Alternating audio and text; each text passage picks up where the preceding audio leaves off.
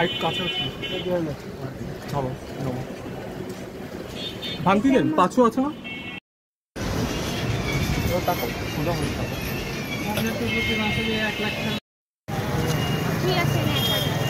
1000 এখানে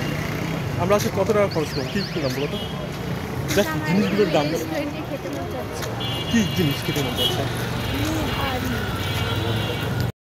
আমি ইচ্ছা মতো যত ইচ্ছা তত তুলতে পারবো এখন খাও চাইলে যদি চাই যদি ভালো মনে করি যদি কেনার মতো হয় তুমি ক্যামেরা তাকে কিছু একটা বলেছো আজকে আমাদেরকে অনেক কিছু খাইছে তার জন্য দোয়া করবেন যাতে 100 বছর খুশি না এটার সাথে এটা